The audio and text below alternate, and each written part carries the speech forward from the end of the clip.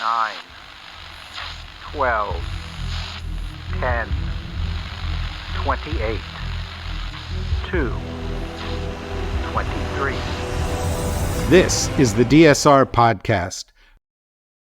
Hello and welcome to Deep State Radio. I'm David Rothkopf, your host, and we're joined this week, as we so often are and have been back since, Caesar crossed the Rubicon, by our two friends, Rosa Brooks of Georgetown University Law Center and Points West. How are we doing, Rosa? Oh, the world just gets better and better every week, David.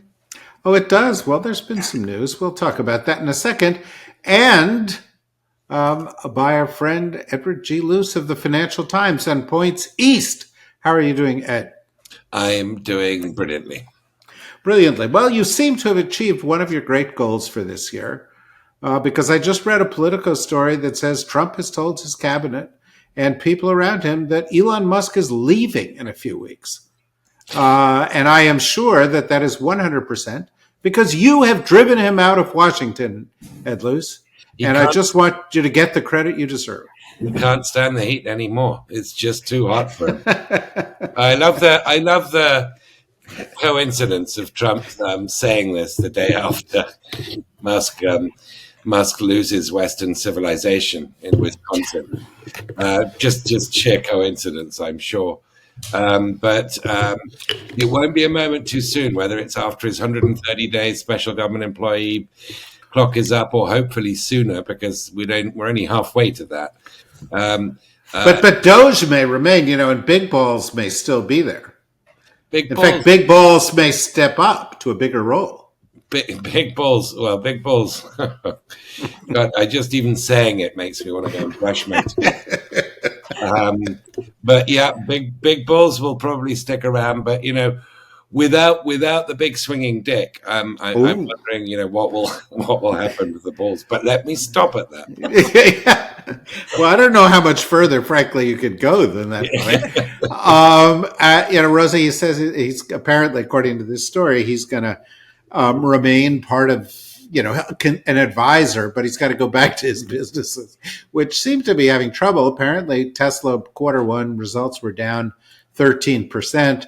Apparently, there's some effort afoot in France to ban Teslas, and we haven't seen what the reaction to Teslas is going to be in the wake of Trump announcing tariffs. But you got to think that some governments out there are going to target them especially. Anyway, what's your reaction? That seems like a real possibility, David. My reaction is not a moment too soon if Elon would like to go and focus on bringing electric vehicles to the world. I'm so confused. I can't figure out if we hate EVs or if we like them, or we only like them when they're Elons, or we only hate them when they're Elons. It's all very confusing these days. My fear, however, is that there are lots of little baby Elons waiting in the wings. I'm not even going to go near the metaphors we might use, but I don't actually know that we will be better off without Elon. I mean, Elon is horrific, but I think what Elon has helped bring about is not going to disappear just because he disappears. And anybody who is kidding themselves that, if only we could oust Elon, all the horrors of the Trump administration will immediately cease. They won't. Yeah, no, see, he's certainly not the only odious person there. He may not even be the most odious, although he may be. He's in a running with Stephen Miller and very few others. Ed, when I go around Washington these days, and I'm, one of those types, I have breakfast at these places, chat with people and so on. Actually, right? Yeah. Pardon me? Shoe shopping. Yeah, exactly. So I go around and the question I get from most people, but they're posed to me and posed to one another, is, well, there's so much going wrong all at once right now. What's the thing that worries you the most? And I was just wondering what your answer to that question is. It's such an embarrassment of riches of the selection of what could go wrong. I mean, I would I would say you could call it a richness of embarrassments. a Actually, richness of embarrassment. I mean, what I've been trying to do as a sort of matter of discipline and focus since January the 20th is to focus on what is going wrong and to be less speculative, because the scale of and the sort of breadth of what's happening is so unprecedented that just keeping up with what is more than enough than what could be. But, the shoes that have yet to drop include mass deportation. I mean, he has been selecting, targets for legal precedent or public relations, dark public relations effect for deportation. But in terms of numbers of people that Trump's deported, it's actually lower than Biden's deportation rate in 2024. So the large... There's an added layer of cruelty that I don't think Biden was able to achieve. No, that's what I mean. It's not the numbers. It's the quality of his deportation. well, there's a deportation quotient that everybody uses, which is the number of people times the cruelty factor. Yes. You see, and so when you just you're deporting guys like they did to El Salvador, and then they say, well, whoops, he's we had no due process and he's now in a prison forever and there's nothing we can do about it, even though we acknowledge he was the wrong guy. That's very cruel. So the factor goes up. Yeah, well, I mean, El Salvador, you don't want to mess with El Salvador. They're a superpower. You can't just ask for somebody back, right? It's once El Salvador's got its once hand. somebody goes into a Salvadoran prison, really they're lost. You can't find them anymore. You cannot find them. You're just going to have these little oopsies where you accidentally send some random person into the black hole of Salvadoran prison, and that's just too bad. That's a shame, but that's the way it goes. One of those absolutely murderous hairdressers, who's messed with more people's hair than MS-13 has killed people. But yeah, there is that. I mean, there is the Kash Patel enemies list. We haven't really seen anything there get going, and I do not think this is just going to go away. I think it's a core reason why Trump is president and why he exists as a human being is to settle scores. And so I have no doubt that that's going to happen. And, increasingly, I think they're quite capable of finding some sort of mini Arctic version of the Gulf of Tonkin and sending paratroopers into Greenland. There are just, but this is a tiny selection of things that could happen. What is happening is pretty troubling. Pretty, or as Larry David would say, pretty troubling. Yes. Pretty. Rosa Brooks, what about you? I mean, you've left Washington. You're living in a silo in the middle of the United States, hiding out. Why? Why? What's wrong with what's going? What's worrying you the most? Oh goodness. Well, so we're recording this on Wednesday.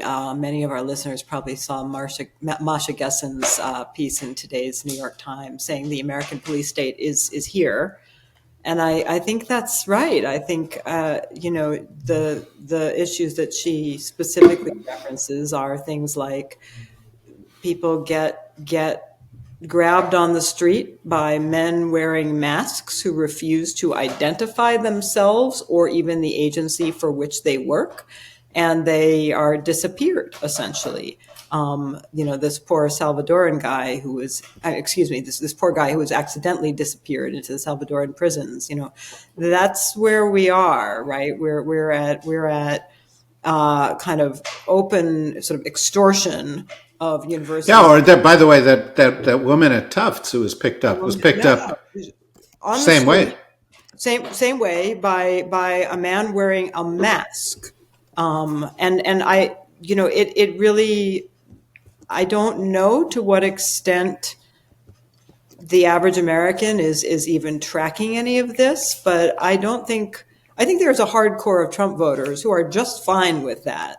But I do think that the majority of Americans, including the majority of those who voted for Donald Trump, would not think it's okay that in the United States of America, masked men who won't identify themselves or even what agency they work for go up to people on the streets in the United States and grab people and they vanish. That should not happen in any democratic state, but that's where we are. And I think that, as Ed said, we're seeing it thus far only on a small scale. We're seeing it in sort of onesies and twosies, we're not getting the Gestapo going around at 3 a.m. and dragging hundreds and thousands of people out of their houses. But it's different in degree, but it is not different in kind. When you have people who are essentially being disappeared without process by people who won't identify themselves, that is a police state. And I think no one should imagine for one moment that the onesies and twosies won't and can't turn into the people by the dozen, people by the score, people by the hundreds. And it remains shocking and shameful that so many large and powerful institutions are knuckling under rather than standing up, because the only thing that will keep it from escalating from the onesies and twosies will be large numbers of people and institutions, both ordinary people and powerful institutions, standing up against this. And we're seeing some people and institutions standing up, but we're seeing far too many just fold right over. But the trouble is, the more who fold, the more the administration feels empowered to escalate. Yeah, I mean, also, I don't know how long it's going to take for those companies or universities or other institutions that are inclined to fold to realize that doesn't make it less likely that Trump is going to come after you. That it makes it in many respects more likely that he's going to come after you. I want to do one more little round on this, and then I want to switch the subject a bit. And just picking up on the police state thing, we've got them rounding up people on the street. We also have a massive effort to quash independent thought. And it takes a variety of different forms. It's, if you protest against Tesla, it's domestic terrorism. If you're a university and you've got a DEI program, we're going to shut you down. If you're in the government and you've got a DEI program, we're going to erase all the history of it. We're supporting states that are banning books and banning certain kinds of classes. The Kennedy Center was taken over, so it's not DEI. The parts of the government that fund libraries and museums have been effectively shut down. There was a executive order late last week in which the White House said it was going to take over control. It can't actually, but that what's legal doesn't really matter to them, of the Smithsonian Institution and the National Zoo. Because they had I noticed some suspicious DEI activities amongst the baboons. So really not a moment too soon. Rosa, those pandas are, if you will note, black and white, and that is DEI. That is DEI embodied, right? But they said, well, Vance is going to be in charge of this, and so then they down in like the last paragraph of this 1,200 word executive order, or second to last paragraph, it said, and what we're going to get rid of are improper ideologies. And Ed, I found that as chilling as rounding up people on in the street. It's, in an idea of a free society, there aren't supposed to be improper ideologies that we shut down or tell people they can't express. I was just wondering what your reaction was. It's just words are just what they choose them to mean. I mean, I find their definition of anti-Semitism Orwellian. Coming from these people, the idea that Trump is motivated to stamp out anti-Semitism on campus or anywhere is laughable.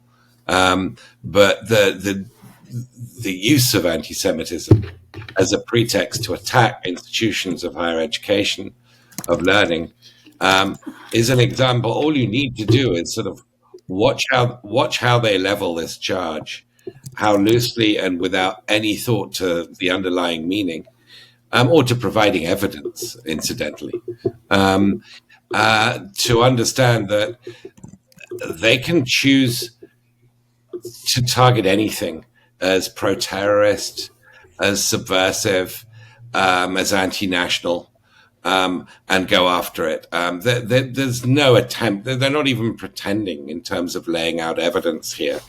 And we see it, of course, as we were talking about earlier, with labeling people as members of El Salvadorian gangs. Marco Rubio and J.D. Vance and others saying so in public when there's zero evidence for that. Doesn't bother them. They don't retract. Well, it's the same. They say that people are supporting Hamas terrorists when they're, pro-Palestinian. I mean, it's actually a distortion, right? So I don't think it's going to necessarily be a defined set of ideologies or thinkings that they're going to target. They're just opening up the space for them to pick and choose when they want, what they want, and define it how they like, and target who they want. That's really the game here. It's to keep everybody on their toes and to have impunity. Yeah, no question about that. Rosa, you and I talked about this right back, when they were putting pressure on, in the last administration, on the presidents of universities because they were not handling protests against the Israeli war in Gaza the way that people thought they ought to be. And at the time, you said, this is a slippery slope. They're going to use whatever, this is not about anti-Semitism. It's not about, foreigners taking over protests in this country. It's just simply having a predicate that will allow them to control what's taught, what's said, what's publicly 100%. Acceptable. 100%.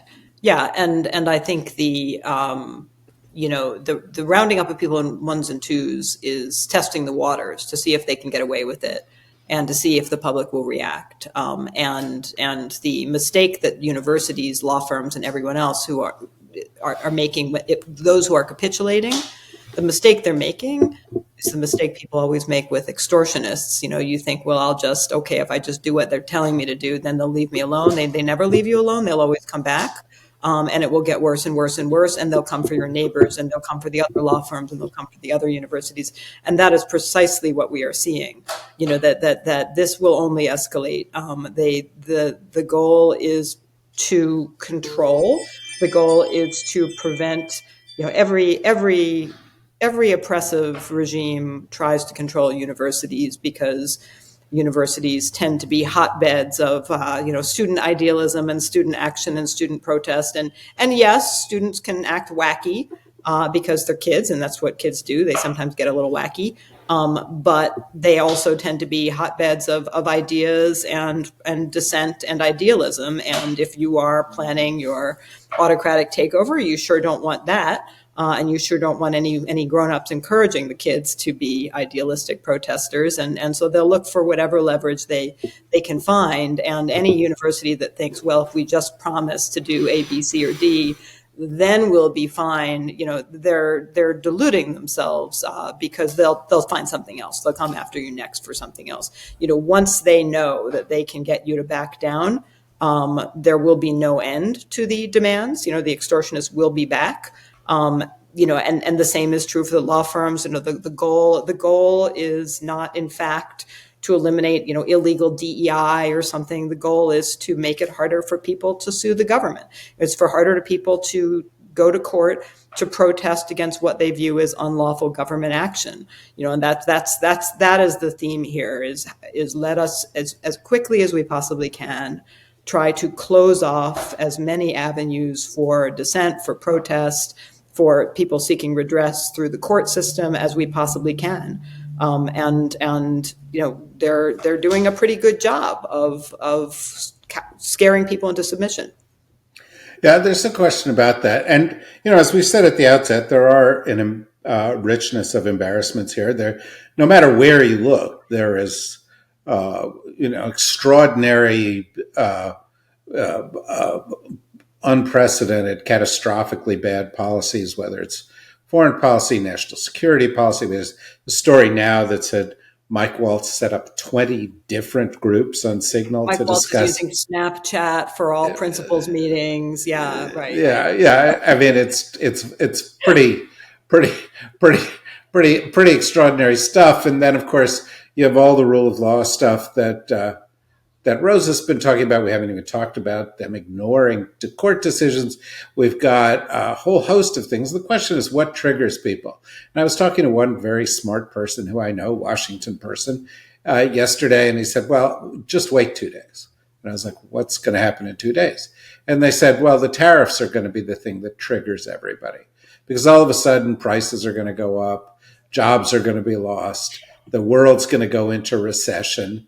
And we're recording this literally a half an hour before Trump is going to go on. We don't know exactly what he's going to say, Ed, but there is some sign that even for Republicans, these crazy tariff policies may be too far. And there's seems to be a move afoot that involves all of 4 Republican senators to support a bill that would block certain kinds of tariffs on Canada.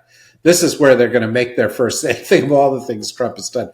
This is where they're going to make their first stand. Not that I'm against it, but it seems to even have motivated Mitch McConnell, Lisa Murkowski, Susan Collins, and Rand Paul to stand up to Trump. But as we are on as it's Liberation Day, as Trump says, and we're about to toss out 80 years of trade policy, I'm just wondering, do you think that's the one that's going to get people up at him into the streets, going to make a difference? It depends how far it goes. I mean, he escalates and expands his tariff war, his sort of assault on the global economy, really, every week. And then when a country announces a retaliation, he then doubles his counter retaliation. And so economic forecasters are having a really difficult time trying to update their models the whole time to take into account not only just the costs in terms of prices and inflation, and therefore squeeze consumer purchasing power of Trump's tariffs, but then trying to guess what the tit for tat will be and model it from there. And it's very, very dynamic situation, so it's very hard to do. But I think that we are probably now somewhere between a third and 50% probability of having a recession later this year, in a year where Trump was sworn in, inheriting an economy that was set to outgrow all other major economies this year. That's an extraordinary reversal. It's what I call a recession of choice, Trump's choice. And you would have thought in any fair and ordinary world where the laws of political hydraulics, are working, that the person who bought this recession of choice, namely Donald Trump, would receive a backlash. What gives me, and I think he will, see falling approval ratings. What gives me pause, though, is that we are living in a very distorted information environment, where the blame for what people get wrong can be so sort of refracted through such false and distortionary prisms by the likes of Elon Musk, that I am not at all confident that he will receive his full dessert there. And secondly, it worries me because the worse things go for Trump, by Trump's own hand, the likelier he is to resort to really nasty scapegoating and to incident creation. And we were talking earlier about mass deportation, but to blaming people for the situation.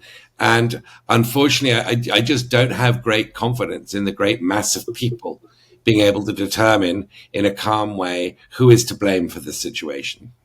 I'm more optimistic. I'm both more and less optimistic than you are, and I'm more optimistic that most people will eventually start feeling pretty unhappy with Donald Trump. There are some hardcore MAGA people who won't, who will believe anything he says, however bonkers it is, and however at odds with day-to-day reality it appears to be.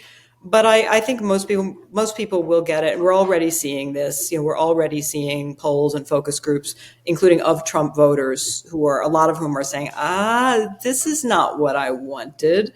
This is not what I thought I was getting. Now, why they didn't believe that Trump would do exactly what he told them he was going to do is beyond me, but that's a different issue. So I actually do think people will be very unhappy, and they're already beginning to be pretty unhappy, including many Trump voters.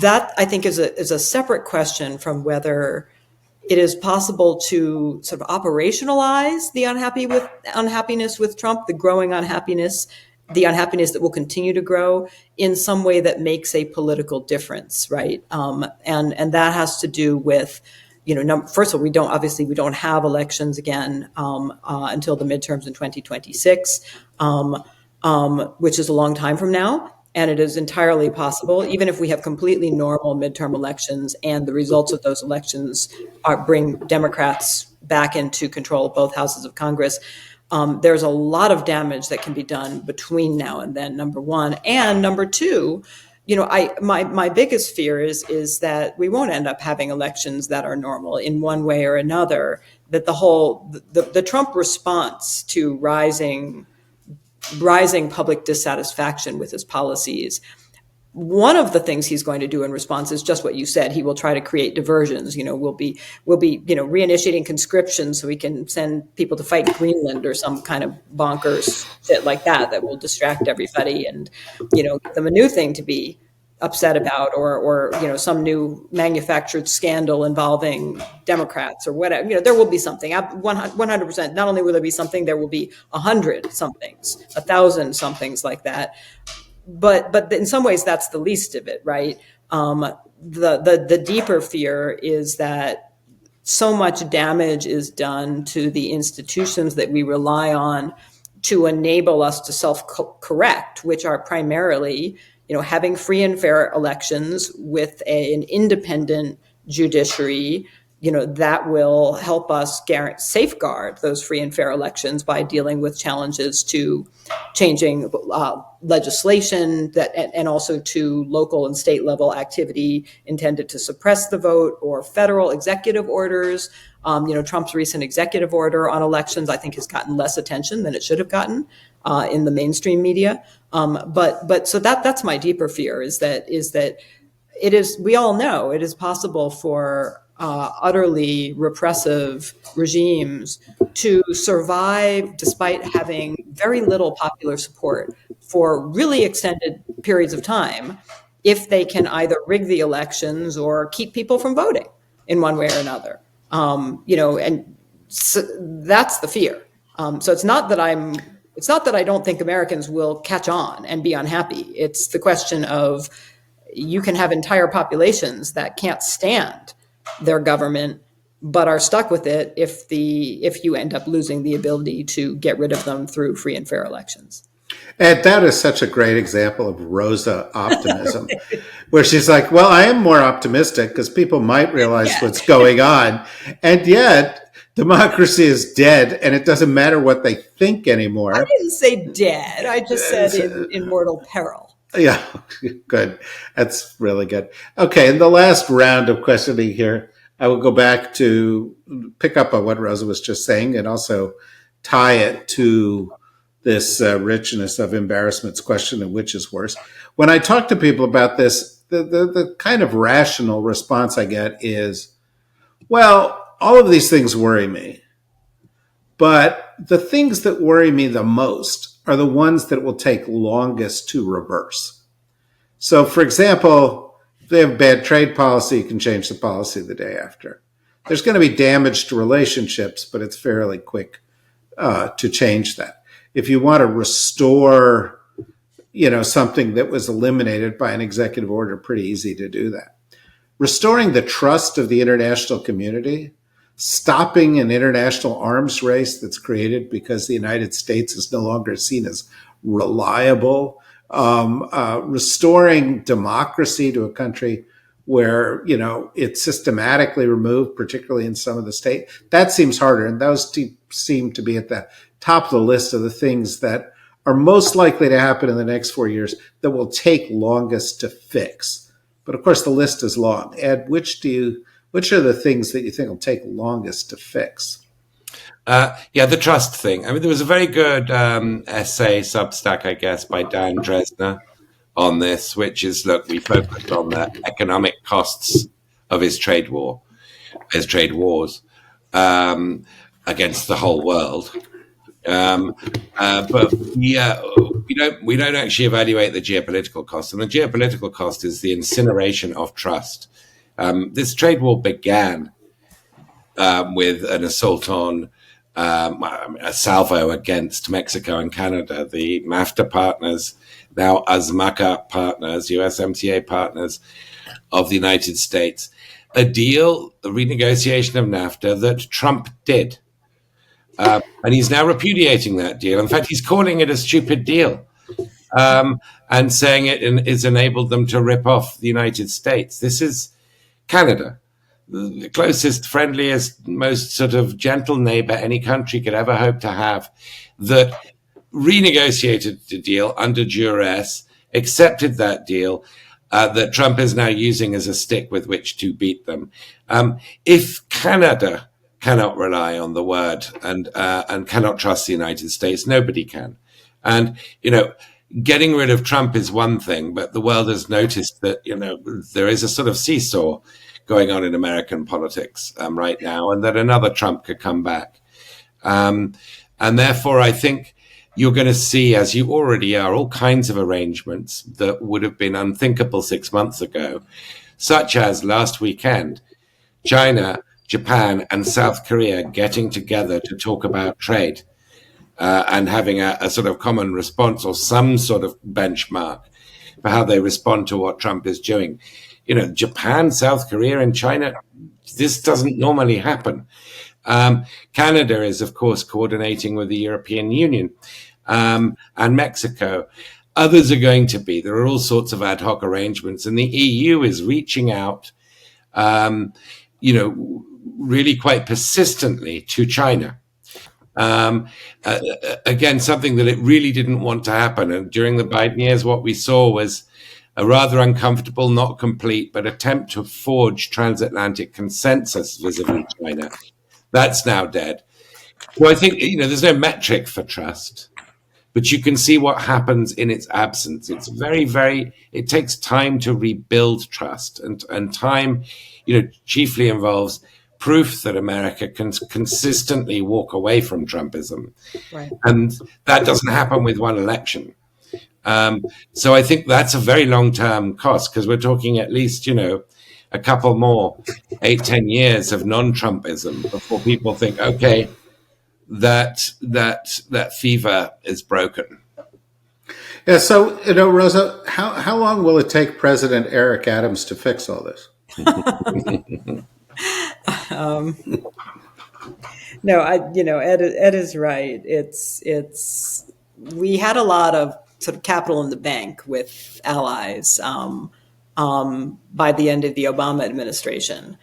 We had enough capital sort of built up that even the craziness of the first Trump administration didn't totally destroy it, right? That our allies were kind of like, whoa, that was weird, guys. But, okay, now you're normal again. We kind of trust you again, but I don't think that's gone. We've burned up all that capital now. And as Ed said, it's something that you rebuild slowly, painstakingly, and it's going to take, I actually think Ed's time estimate is probably too short, if anything, that I'm not sure, 8 to 10 years is enough to repair the damage. Even if Trump woke up tomorrow and suddenly he's normal again, right? Or normal again, I shouldn't say again, but suddenly he's normal. I think the damage that has already been done is going to be, potentially a generation to undo it, if it can be undone. And I should say that while I hate the way Trump is going about all of this, of course, I don't think it's a terrible thing for the rest of the world to go, okay, let's figure out what a world without the United States dominance looks like, because our dominance has been good and bad, right? That we both provide a security umbrella. We don't anymore. That umbrella is gone, but we have provided a security umbrella, and in ways that have been very positive for states around the world and people around the world. But we have also dominated the globe in ways that have been not so great for lots of states and lots of people around the world, particularly in the global South. And I think that to the extent that the decline and disappearance of the United States as global super cop, as global guarantor, sometimes as global bully, albeit bully in a sort of more consistent way, to the extent that that decline pushes other states, including obviously in Europe, to work together more effectively, that's not necessarily going to be such a bad thing. I think the problem, and it's obviously it's a big problem, is that we haven't left the stage. We've left the stage as global cop, who paid some attention to actually enforcing the rules, although we didn't always do it consistently, et cetera, et cetera. Now we are just a global bully, but we're a global bully in the worst possible way, in a totally unpredictable way. And as I've said many times, right, this is why I object to sort of calling Trump transactional, because even that implies a level of stability and potential stability in relationships that no one can take for granted. And this is the same point about extortionists on the domestic level. He's an extortionist on the global level. No state can assume that if they say, oh, okay, here's what you want, Donald Trump, we'll give you what you want. Okay, now are we good now? The answer is going to be no. Now I want more. Now I want something different. Now I want the opposite. Now I want you to turn upside down. That's going to continue. That's going to be the really devastating thing, is that it's not simply that we are no longer, for better or for worse, the hegemon that is stable, albeit sometimes in not so great ways. It's just the sort of, we are a superpower that is now behaving completely erratically. And that's just terrifying around the globe, and is going to, as Ed said, not merely push people in positive ways to think, oh boy, maybe we need to kind of take on a larger role. It's also going to push them into the arms of other not so great actors, and it's going to push them to do dangerous escalatory things. I very seldom get to say this over the course of the past decade. I've probably only said it once or twice. But I actually think it's worse than Rosa's describing it. Okay, good. Thank God. That makes me feel better. Well, because I think as bad as Trump is, and what Ed is referring to is accurate, I think U.S. foreign policy for the past 25 years has been bad and erratic. And going through Bush and the war in Iraq, and going to Obama and the unwillingness to do what he needed to do, and back to Trump, and then to Biden, and back to Trump, has had an effect on lots and lots of countries. Like, we can't rely on them. And it's not, you get somebody else back in, and they're not going to know for 4 years whether it's going to go back the other way. And so I think, this is bad. But I also think, we've all been talking for a long time through most of our careers of the post-Cold War era. This is the era we were in, the post-Cold War era, and wondering what we were going to call the next era. But if Trump keeps doing what he's doing, I think we may be entering the post-superpower era. The United States is going to have a lot of resources. But if we don't use the resources, if we pull in, if we build defense, if we, one of the strongest tools that we had as superpower was our alliances. If we blow up our alliances, if our allies start building their own weapon systems because they don't trust us, if we enter into a period of nuclear arms race because other nations don't feel they can trust living under our nuclear umbrella, China's not a superpower yet. It wants to be, but economically it's not. And even militarily, it doesn't have a lot of global force protection capability. Russia's not a superpower any longer. Economically, it's a mess. And its military strength has been gutted. So we may be going into a great power era, like some of the other eras in history, where you're going to need condominium agreements between multiple great powers to get things done. But the point is, I think the landscape has changed dramatically, and it's going to take more than one administration to fix it. Before we go, I noticed one thing as you guys were talking on Twitter, Blue Sky, not that I wasn't paying attention, but it was just a little grace note of a story, which nobody's going to talk about tonight after the trade stuff. But apparently, Maersk, M-A-E-R-S-K, the Danish company, has bought the Panama Canal Railroad that is critical to the control of how the Panama Canal works. So just in this nice little touch, the U.S. is talking about we're going to take over Denmark, and we're also uncomfortable with the Chinese controlling Panama. And the Danes, through one of their companies, are like, yeah, okay, maybe we'll take over some of the Panama Canal, which raises the prospect of the first U.S. Viking War, which Well, David, I think the movie writes. I'm so relieved that you think things are even worse than I thought they were, and I endorse your statements fully. Thank you very much, and I hope we can bring around Ed to our degree of pessimism sometime soon. He's just a starry-eyed optimist.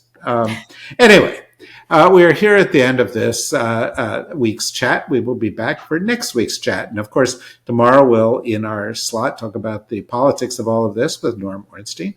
And of course, every day we've got the daily rundown that we do, and all the other things we do, Civil Consciousness and the Daily Blast with the New Republic and so on. So join us for all those things. Become a member, help support what we're doing. And we can make you more pessimistic too. Just join us right here every week. Until then, thank you, Rosa. Thank you, Ed. Thank you, everybody, for listening. Bye-bye.